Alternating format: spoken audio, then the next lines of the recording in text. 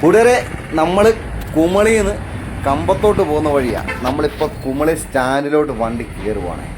ഇത് നമ്മുടെ കുമളി സ്റ്റാൻഡിലാണ്. കണ്ടോ, ഒത്തിരി പഴക്കമുള്ള സ്റ്റാൻഡല്ലേ കുമളി സ്റ്റാൻഡ്. കണ്ടോ, മൊത്തം കുണ്ടും കുഴിയായിട്ട് സ്റ്റാൻഡെല്ലാം കിടക്കുകയാണ്. ഇത് പ്രത്യേകിച്ച് കണ്ടൊരു കാര്യമുണ്ട്. ഈ സ്റ്റാൻഡിൻ്റെ സൈഡിൽ വെയിറ്റിംഗ് ഷെഡിൻ്റെ അവിടെ ഒരു സ്വിച്ച് ബോർഡ് ഇങ്ങനെ തൂങ്ങി കിടക്കുന്നു. പിള്ളേരെങ്ങാനും പോയി അവരെ തൊട്ട് കഴിഞ്ഞാൽ സെറ്റാണ്. കാരണം അടിച്ച് ആള് കാഞ്ഞു. നമ്മളിപ്പം അത് കഴിഞ്ഞ് സ്റ്റാൻഡിൽ നിന്ന് വണ്ടി എടുത്തു. നമ്മുടെ കേരളത്തിൽ നിന്ന് തമിഴ്നാട്ടിലോട്ട് കയറുകയാണ്.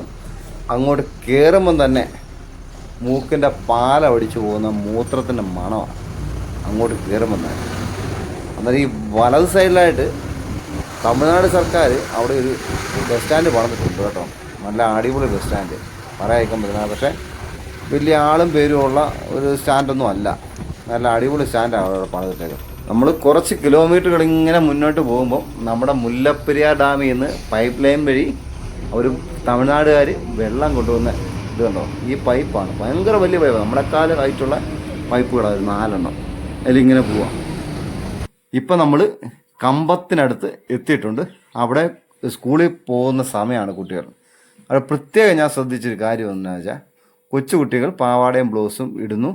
പിന്നെ മുതിർന്ന കുട്ടികൾ അവർ ഈ സാരി പോലെ എന്തോ സാധനമാണ് അവർ ഉടുത്തേക്കുന്നത്. അന്നേരം പെട്ടെന്നൊന്ന് ശ്രദ്ധിച്ച് കണ്ട്. ഇതുണ്ടോ, പിള്ളേരെല്ലാം സാധാരണ ഡ്രസ്സ് തന്നെ ഇട്ടേക്കുന്നത്. പക്ഷെ കുറച്ചും കൂടെ വലിയ കുട്ടികൾ കണ്ടോ, സാരി പോലെ എന്തോ സംഭവം ആണ് അവർ ചുറ്റിയേക്കുന്നത്. ഒരു പാരമ്പര്യമായിട്ട് ഉള്ള സംഭവം ആയിരിക്കും. അന്നേരം നമ്മളിങ്ങനെ വഴിപണിയൊക്കെ ഉണ്ട്, അതിൻ്റെ ആയിട്ടുള്ള ബുദ്ധിമുട്ടുകളൊക്കെ ഉണ്ട്. പിന്നെ കൂടാതെ ഇങ്ങനെ മുന്നോട്ട് പോകുമ്പോൾ ഇവിടെ കൂടുതലായിട്ട് കണ്ടതെന്ന് പറഞ്ഞാൽ, പോകുന്ന സ്ഥലങ്ങളിലെല്ലാം ചെറിയ അമ്പലങ്ങളും ചെറിയ ചെറിയ കാവുകളും ഒക്കെ ഉണ്ട് കണ്ടോ. അന്നേരം നമ്മളിങ്ങനെ കണ്ടത്തിൻ്റെ നടുക്കൂടെ ഇങ്ങനെ പോയിക്കൊണ്ടിരിക്കുക. ഹൈവേന്ന് നമ്മൾ ഇടയ്ക്ക് ഇടവഴി കയറി. എന്നിട്ട് ഞാൻ ഇങ്ങനെ പോകുമ്പോൾ നമ്മളിങ്ങനെ ആ സൈഡിൽ കൂടെ ഒരു വലിയൊരു മല കണ്ടോ, വലിയ മല. ആ മലയാണ് സത്യം പറഞ്ഞാൽ നമ്മുടെ കാലാവസ്ഥേനെ ഈ വേർതിരിച്ചിരിക്കുന്നത്. ഇവിടെ തമിഴ്നാട്ടിൽ വരേണ്ട കാലാവസ്ഥയാണ് നമ്മുടെ കേരളത്തിൽ നല്ല മഴയുടെ കാലാവസ്ഥ കിട്ടുന്ന ആ ഒരു മലയുടെ ഒരു സംഭവം കൊണ്ടാണ്. അന്നേരം ഞാനിങ്ങനെ പെട്ടെന്ന് ഓർത്തത് കണ്ടോ. രാവിലെ ആയി, എല്ലാ ആളുകളും പണിക്ക് പോകാൻ വേണ്ടി ചേച്ചിമാരും അമ്മമാരും എല്ലാം വഴിയിലൊക്കെ വന്ന് നിൽക്കുന്നുണ്ട് കേട്ടോ. ഇവിടെ കണ്ടൊരു പ്രത്യേകത എന്ന് വെച്ചാൽ, എല്ലാ സ്ഥലങ്ങളും ഏകദേശം ഒരുപോലെ നിൽക്കുന്നു എന്നുള്ളതാണ്. പ്രത്യേകിച്ച് പിന്നെ വേറൊരു കാര്യം എന്ന് വെച്ചാൽ, ഇവിടെ ആർക്കും ഹെൽമെറ്റ് എന്ന് പറയുന്നൊരു സംവിധാനം വേണ്ട. ആർക്കും ഹെൽമെറ്റ് ഇല്ല. എന്നാലും ഈ സംഭവം ഇന്ത്യയിലാണോ എന്ന് തന്നെ ഞാൻ ചിന്തിച്ചു പോയി. കാരണം ഇന്ത്യയിലെല്ലാം ഒറ്റ നിയമമല്ലേ ഉള്ളൂ. പിന്നെ നമ്മളിപ്പോൾ കയറിയിരിക്കുന്നത് തമിഴ്നാട് സർക്കാരിൻ്റെ ഒരു ബസ്സാണ് കേട്ടോ. ആ ബസ്സിൻ്റെ ശോചനീയാവസ്ഥ കണ്ടപ്പം നമ്മുടെ ഇവിടുത്തെ KSRTC ബസ്സുകളൊക്കെ എന്ത് മികച്ചാണെന്ന് എനിക്ക് തോന്നി കേട്ടോ. എന്നെ ഒരവസ്ഥയാണെന്ന് നോക്കി. ഇതിൽ വെച്ചാണ് യാത്രക്കാരുമായിട്ട് ഈ ബസ്സൊക്കെ യാത്ര ചെയ്യുന്നത് കണ്ടോ.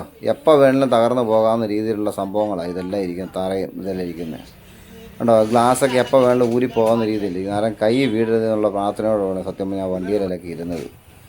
പിന്നെ ഇവിടെ സർക്കാർ ചെയ്തിരിക്കുന്ന പ്രധാനപ്പെട്ടൊരു കാര്യം എന്ന് വെച്ചാൽ, കക്കൂസി പോകാനും മൂത്രം ഒഴിക്കാനും ഒക്കെയാണ് ഫ്രീ ആയിട്ടുള്ള സംവിധാനം സ്റ്റാൻഡിൻ്റെ വെളിയിൽ 2 സ്ഥലത്തുണ്ട് കേട്ടോ. ഈ ആണുങ്ങൾക്ക് പെണ്ണുങ്ങൾക്ക് ഇവിടെ ഉണ്ട്. അതുകൂടാതെ സ്റ്റാൻഡിൻ്റെ ഫ്രണ്ട് വശത്തുണ്ട്.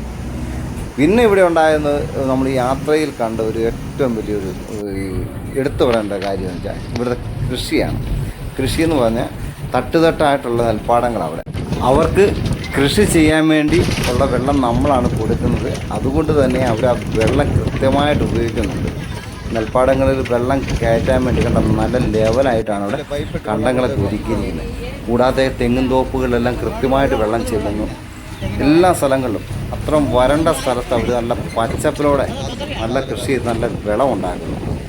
ഈ ഒരു കാര്യത്തിൽ എല്ലാ സ്ഥലങ്ങളിലും വളരെ ഒരു സാമ്യമുണ്ട് കേട്ടോ. പ്രായമായ ആളുകൾ നിന്ന് യാത്ര ചെയ്യുന്നു, ചെറുപ്പക്കാരെല്ലാം വണ്ടിയിൽ ഇരുന്ന് യാത്ര ചെയ്യുന്നു കേട്ടോ. ഇത് കണ്ടപ്പോൾ ഒരു ഇത് തോന്നി. കാരണം നമ്മുടെ ഇവിടെ ഇത് തന്നെയാണല്ലോ സംഭവിക്കുന്നത്. അവിടെ അതിന് ചെറുപ്പക്കാരും അങ്ങോട്ട് മൈൻഡ് ചെയ്യുന്നില്ല. അവർ നിന്നങ്ങ് യാത്ര ചെയ്യുക. ഓരോരുത്തർ അവരോരോ സ്ഥലമാകുമ്പോൾ അവരിറങ്ങി അങ്ങ് പോകുന്നു. എൻ്റെ അവസ്ഥ. തിരികെ വന്നപ്പോൾ തമിഴ്നാട് സർക്കാരിൻ്റെ അധീനതയുള്ള സ്റ്റാൻഡിൽ ഇറക്കിയത്.